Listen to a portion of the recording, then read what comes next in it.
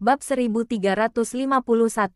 Villa Sisi Selatan. Daniel memberitahu pengacara Joey untuk menangani kontrak pemegang saham proyek stadion. Tiba-tiba ponselnya berdering. Itu panggilan dari Tracy. Dia terkejut dan langsung menjawab, "Halo. Baru saja Tuan Besar Louis mengembalikan dana investasi 20 miliar padaku." Nada suara Tracy masih agak sedikit terkejut dan tidak tenang. "Apa kamu melakukan sesuatu?" Daniel sedikit terkejut dan menyipitkan matanya. Sejak kapan pikiran Tuan Besar Louis jadi begitu terbuka? "Apa yang sudah kamu lakukan?" Tracy bertanya dengan cemas. "Jangan membahayakan dirimu sendiri karena aku.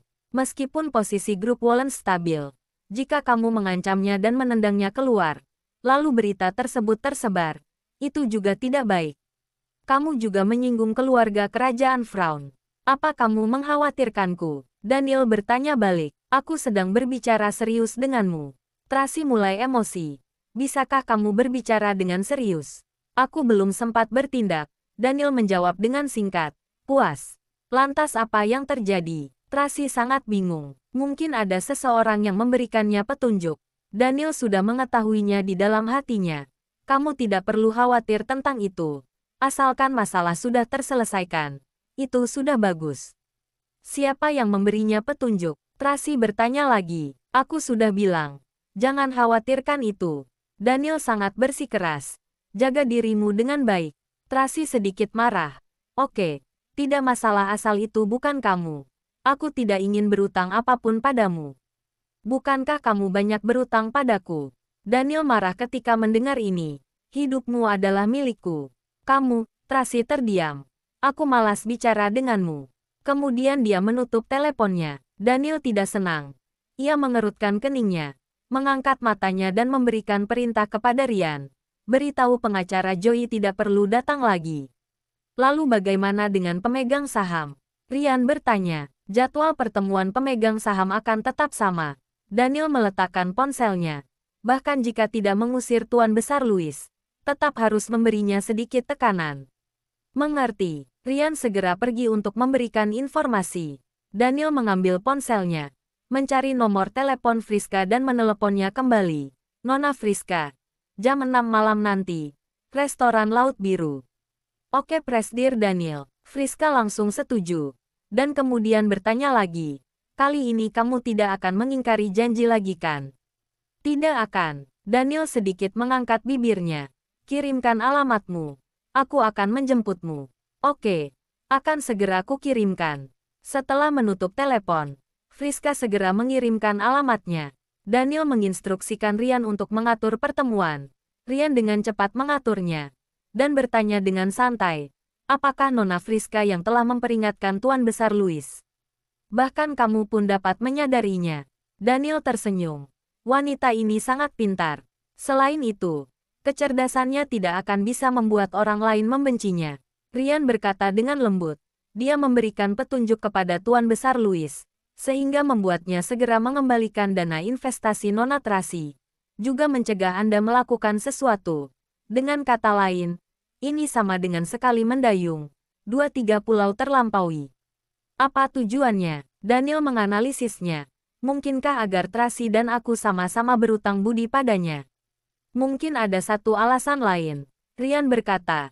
"Karena masalah Nona Tracy, Anda telah membatalkan janji 3 kali. Nona Tracy selalu terjerat oleh Duke Louis dan Tuan Besar Louis. Dengan melakukan ini, dia dapat mencegah hal ini terjadi." "Yah, itu benar-benar membutuhkan banyak pertimbangan." Daniel menjawab dengan datar. "Nona Friska sangat menyukai Anda." Ryan mengamati wajahnya. "Apakah Anda?" "Dia gadis yang baik." Daniel mengangguk. Meskipun dia memiliki beberapa rencana, memiliki titik awal yang bagus, melakukan segalanya dengan baik, sehingga orang lain tidak dapat membencinya, dan bisa berteman dengannya. Lalu, sebaiknya langsung bicarakan dengan jelas pada orangnya. Jangan menunda hidupnya. Daniel meletakkan ponselnya dan memijat alisnya yang lelah. "Aku istirahat dulu. Janji malam ini harus diatur dengan baik." "Baik." Bab 1352. Akhir-akhir ini Daniel sangat mudah lelah. Dia baru saja bangun di pagi hari. Dan sekarang dia ingin beristirahat lagi. Rian melihat kondisi fisiknya yang semakin lama semakin memburuk, membuatnya sangat khawatir. Jika dia tidak dapat menemukan tabib dewa itu, takutnya. Memikirkan hal ini, Rian sangat khawatir. Dia telah mengatur janji malam ini dan berencana untuk menelepon Thomas. Pada saat yang bersamaan, Naomi menelepon dan memintanya untuk bertemu. Rian hanya bisa pergi ke belakang bukit untuk bertemu Naomi terlebih dahulu. Setelah pelajaran terakhir, kewaspadaan Rian menjadi lebih kuat, dan dia berulang kali mengingatkan dirinya sendiri untuk tidak terpengaruh oleh perkataan Naomi. Di sisi lain, sebelum Naomi berangkat, Tracy berulang kali menasihatinya. Ingat apa yang aku katakan.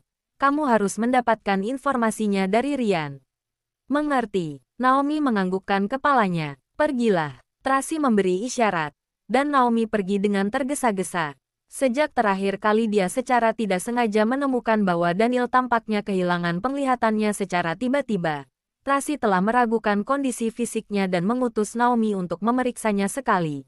Tetapi itu tidak membuahkan hasil. Saat melihat Daniel lagi hari ini, dia merasa bahwa aura tubuhnya tidak terlalu bagus. Matanya terlihat sangat suntuk, dan itu membuatnya jadi lebih khawatir. Oleh karena itu, dia menyuruh Naomi pergi menemui Rian lagi. Apakah bisa mendapatkan petunjuk darinya? Dia tahu bahwa meskipun Naomi sangat pintar, tapi tidak sebanding dengan Rian. Jadi dia mengajari Naomi berbagai cara dan menyuruhnya melakukan seperti yang dia instruksikan. Ketika Naomi datang ke bukit belakang, Rian juga baru saja tiba. Naomi masuk ke mobilnya dan membawakannya sebuah apel. Terima kasih. Rian sangat senang dan menggigitnya. Melihat dia begitu senang, suasana hati Naomi sedikit rumit. Dia biasanya terlihat sangat hebat, tapi sebenarnya dia sangat mudah dibujuk. Naomi berjanji padanya bahwa dia akan membawakan makanan yang ia buat sendiri. Tetapi hari ini dia tidak punya waktu untuk membuatnya. Jadi dia hanya membawa sebuah apel. Tapi Rian masih sangat senang dan puas. Terima kasih untuk hari ini, Naomi berkata. Tuan Besar Louis sangat kejam dalam menindas orang. Kami sudah menyiapkan segala cara untuk melawannya. Tapi tidak disangka Presdir Daniel tiba-tiba datang dan menyelesaikan masalah ini. Meskipun hubungan mereka sekarang menemui jalan buntu, tapi Presdir Daniel kami masih sangat peduli pada Nona Tracy. Jika Nona Tracy terlibat suatu masalah, dia tidak akan bisa diam saja. Rian berkata dengan serius. Lain kali jika terjadi sesuatu, kamu harus segera memberitahuku. Kebetulan hari ini kami bertemu dengan mobil Tuan Besar Louis di tengah jalan. Jika tidak, maka itu akan merepotkan. Nona Tracy tidak ingin berutang pada Presdir Daniel. Ketika Naomi mengatakan ini, dia tidak bisa menahan diri untuk tidak mengeluh. Aku juga berpikir bahwa mereka berdua sangat peduli satu sama lain. Benar-benar tidak perlu tetap bertahan dalam jalan buntu seperti ini. Aku bisa mengerti Nona Tracy. Bagaimanapun, keluarga Wallens pernah menyakitinya sebelumnya. Terlebih lagi masih ada dendam keluarga. Jadi tidak bisa langsung melepaskan begitu saja. Rian menghela napas. Tapi jika memikirkannya dari sisi lain, Tuan Besar sudah tidak ada. Presdir Devina dan keluarga Hilton telah jatuh. Dendam itu seharusnya sudah lama hilang. Sekarang keberadaan Tuan L tidak diketahui. Kita kedua keluarga harus bergabung dan bergerak maju saling bergandengan tangan. Itu baru benar. Aku juga berpikir begitu. Tapi Nona Tracy memiliki terlalu banyak kekhawatiran. Naomi menghela napas. Mungkin akan memakan waktu cukup lama, pelan-pelan. Tidak bisa melakukannya dengan perlahan. Rian berkata, waktu tidak menunggu siapapun. Apa? Naomi menatapnya dengan curiga. Maksudku, Rian mengalihkan pembicaraan. Anak-anak sedang dalam proses pertumbuhan. Mereka semua membutuhkan cinta orang tua. Dan sekarang keluarga Moore dalam krisis. Nona Tracy juga membutuhkan bantuan Presdir Daniel. Kita harus menemukan cara untuk menyatukan mereka. Membuat mereka kembali bersama lagi. Kamu benar, Naomi mengangguk. Aku juga berpikir begitu. Bagus kalau begitu. Rian sangat gembira. Jika Naomi bersedia menyelesaikan masalah ini dengannya, maka akan mudah untuk ditangani. Aku masih punya waktu 10 menit lagi sebelum pergi. Naomi melirik jam tangannya. Dokter Lily akan datang nanti. Lily, Rian bertanya. Apa ke sini untuk mengobati luka Nona Tracy? Bagaimana proses pemulihan tangan Nona Tracy? Tidak terlalu baik. Naomi menghela napas. 2 hari terakhir ini dia kesakitan. Bahkan setiap pagi aku yang membantunya mencuci wajahnya. Bab 1353. Lukanya terlalu dalam. Ryan mengerutkan kening, mengeluarkan ponselnya dan berkata, "Aku akan meminta Lily untuk menyiapkan beberapa obat penghilang rasa sakit." "Tidak perlu," Naomi segera berkata. "Di rumah ada. Luka luar membutuhkan waktu untuk sembuh. Itu akan membaik dalam beberapa hari." Ryan menasehati. Lily adalah ahli bedah yang sangat baik. Seharusnya tidak ada masalah dalam menangani hal ini. Masalahnya Nona Tracy kami lebih terbiasa dengan pengobatan tradisional. Naomi menghela napas. Akan sangat bagus jika Tabib Hansen ada di sini. Ya. Andai saja Tabib Hansen tidak meninggal, maka itu akan lebih baik. Ryan sangat emosional. Jika Tabib Hansen masih ada, ia tidak perlu mengkhawatirkan penyakit Daniel. Jika Tuan Lorenzo ada di sini juga baik. Naomi sedikit sedih. Teman dokternya juga sangat hebat. Yang kamu bicarakan Tabib Dewa? Ryan segera bertanya. Benar. Tabib Dewa. Naomi mengangguk dan berkata, dulu saat Nona Tracy sakit, akan pergi mencarinya untuk berobat. Lalu Nona Tracy akan segera sembuh. Kalau begitu, apa kamu masih berhubungan dengannya sekarang? Ryan bertanya dengan ragu-ragu. Tidak, tapi Kak Jasper seharusnya masih berhubungan dengannya. Naomi berkata dengan santai. Jika cedera Nona Tracy kambuh lagi, aku akan menelepon Kak Jasper. Jasper, Ryan buru-buru bertanya. Iya benar. Naomi menganggukkan kepalanya. Ryan sangat bersemangat. Mengapa dia melupakan hal ini? Tabib Dewa dan Lorenzo adalah teman dekat. Jasper sebagai tangan kanan Lorenzo seharusnya masih berhubungan dengan Tabib Dewa. Tracy adalah orang yang bisa menghubungi Jasper. Dengan kata lain, selama dapat menghubungi Jasper, pasti dapat menemukan Tabib Dewa. Waktunya sudah habis. Aku harus pergi. Naomi melirik jam tangannya. Ya, Ryan keluar dari mobil dan membuka pintu penumpang. Naomi turun dari mobil dan berkata, aku kembali dulu dan mungkin sangat sibuk hari ini. Besok baru menghubungimu lagi. Oke, jaga dirimu. Ryan menasihati dengan lembut. Naomi mengangguk dan pergi dengan cepat. Dia tahu bahwa Tracy sedang menunggu kabarnya di rumah. Jika Ryan menghubungi Jasper, itu berarti kesehatan Daniel memang benar-benar bermasalah. Ryan melihat bayangan Naomi menghilang dari pandangannya, lalu segera melajukan mobilnya. Dia harus memberitahu Daniel kabar baik ini, dan memikirkan cara untuk menemukan Tabib Dewa dari sisi Jasper. Pada saat yang sama, Naomi juga bergegas pulang. Sudah jam 1 pagi. Tracy belum tidur. Ia sedang menunggu kabarnya. Nona Tracy. Naomi mengetuk pintu. Masuk dalam keadaan napas terengah-engah. Bagaimana? Tracy menuangkan secangkir teh panas untuknya. Duduk dan bicaralah. Naomi menyesap teh sambil terengah-engah dan berkata, aku sudah menjalankan instruksi Anda. Awalnya dia menutupinya sangat erat. Kemudian, ketika aku menyebutkan Tabib Dewa, matanya langsung menyala. Dan sorot matanya jadi tidak seperti biasanya. Aku merasa dia sepertinya sangat ingin menghubungi Kak Jasper. Tapi pada saat kritis, dia masih tetap menahan kata-katanya. Aku pikir, jika benar-benar ada yang salah dengan Presdir Daniel, dia seharusnya akan segera menghubungi Kak Jasper. Mendengar kalimat ini, wajah Tracy berubah menjadi sedih. Dia seharusnya sudah menyadarinya sejak awal. Hanya dalam 2 bulan, Daniel telah kehilangan begitu banyak berat badan, dan seluruh tubuhnya tidak dalam kondisi yang baik. Jika hanya terluka ringan, tidak mungkin sampai seperti ini. Apakah dia memiliki penyakit yang tidak dapat disembuhkan? Seharusnya tidak sampai seperti itu kan? Gen keluarga Wallen sangat sehat. Tuan besar hidup sampai usia 98 tahun. Dan nenek moyangnya tidak memiliki riwayat penyakit selama beberapa generasi. Bagaimana dia bisa sakit? Bagaimanapun, ia masih harus memahami situasinya sesegera mungkin dan memikirkan cara menanganinya. Pria ini sangat menjaga harga dirinya. Tidak tahu berapa lama dia akan terus bertahan. Nona Tracy, Naomi bertanya dengan lembut. Apa yang harus aku lakukan sekarang? Besok, perayaan 7 hari kematian Tabib Hansen. Aku akan pergi ke Bukit Oldis. Tracy dengan cepat mengambil keputusan. Hasilnya akan diketahui pada saat itu. Bab 1354. Aku mengerti. Naomi tiba-tiba menyadari. Jika Presdir Daniel memang ada penyakit yang tidak dapat disembuhkan, sebelumnya pasti sudah berkonsultasi dengan tabib Hansen. Maka Amanda dan Dixon pasti tahu. Benar, suasana hati Tracy sangat rumit. Tidak heran dia selalu menghalangiku untuk bertemu tabib Hansen. Dan tabib Hansen tampaknya memiliki beberapa keinginan yang tidak terpenuhi sebelum dia pergi.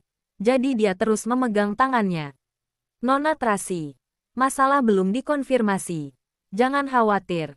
Mungkin kita yang terlalu banyak berpikir. Naomi meyakinkannya. Aku lihat, tubuh Presdir Daniel sangat sehat. Tidak terlihat sedang sakit. Kita pergi ke kota tua besok. Tracy mengubah topik pembicaraan. Pergi dan atur pesawat khusus. Aku akan menelepon Amanda. Baik, Naomi mengangguk. Lalu bertanya lagi. Apa kali ini Anda ingin mengajak anak-anak? Perjalanan sangat jauh. Jangan bawa mereka. Kamu saja yang temani aku. Baik, mengerti. Naomi segera mengaturnya. Sungguh kesal. Pada saat ini, Paula masuk dengan ekspresi marah.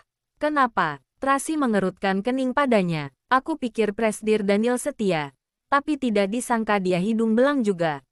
Paula berkata dengan marah. Hartono baru saja menerima instruksi untuk menjemput Friska. Mungkin mereka ingin membahas bisnis. Naomi melirik Tracy dan mengomentari Paula. Jangan berlebihan. Aku tidak berlebihan. Paula tampak marah. Kamu tidak tahu. Mereka bahkan sudah memesan restoran Laut Biru. Dan mereka secara khusus meminta orang untuk mendekorasi restoran. Jika bukan kencan, lantas apa? Naomi buru-buru mengedipkan mata ke Paula. Memberi isyarat padanya untuk tidak mengatakan apa-apa lagi. Apa hubungannya dengan kita? Tracy sangat tenang. Aku dan Daniel sudah lama berpisah. Bukankah normal baginya berkencan dengan orang lain? Tapi, Paula masih ingin berbicara. Tapi dicubit oleh Naomi. Kemudian dia sadar dan mengubah perkataannya. Oke, mungkin aku yang terlalu banyak ikut campur. Kamu lebih dari ikut campur. Naomi marah. Jika Presdir Daniel tahu, Hartono dengan gampangnya membocorkan tugasnya padamu. Hartono pasti tidak akan selamat. Paula tertegun sejenak. Dan buru-buru menjelaskan. Dia tidak memberi tahuku. Aku yang tidak sengaja mendengarnya. Nona Tracy. Dia tidak. Sudahlah. Tracy memotong pembicaraannya. Sebentar lagi ketiga anak itu akan bangun dari tidur siang mereka. Hari ini, mereka akan pergi ke restoran Kastel Dongeng bersama Carlos, Charles dan Carla untuk makan malam. Kalian pergi siap-siap. Baik. Paula buru-buru mundur. Sebelum pergi, dia memberi Naomi sorotan mata, meminta bantuannya untuk menjelaskan pada Tracy. Naomi melambaikan tangannya dan menyuruhnya segera pergi. Setelah pintu tertutup, Naomi dengan hati-hati menghibur Tracy. Nona Tracy, perkataan Paula tadi, Anda tidak perlu menaruhnya dalam hati. Aku rasa Presdir Daniel mencari Friska karena proyek stadion. Tidak mungkin berkencan. Tadi pagi Presdir Daniel masih datang ke sini untuk membantumu. Terserah saja, Tracy berkata dengan datar. Dia berkencan dengan siapapun yang dia suka. Apa hubungannya denganku?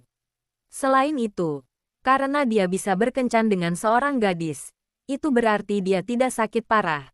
Jadi aku tidak perlu mengkhawatirkan Carlos, Charles dan Carla tidak punya papi lagi. Naomi sedikit canggung dan tidak bisa berkata-kata. Oke. Kamu keluarlah. Aku akan menelepon Amanda. Baik, Naomi mundur perlahan. Tracy memegang ponselnya. Tetapi ekspresinya dari acuh tak acuh berangsur-angsur berubah menjadi serius. Dia tidak hanya mengkhawatirkan kondisi fisik Daniel, tetapi juga memikirkan kencannya dengan Friska. Jika dia memilih salah satu dari keduanya, dia lebih suka Daniel sehat.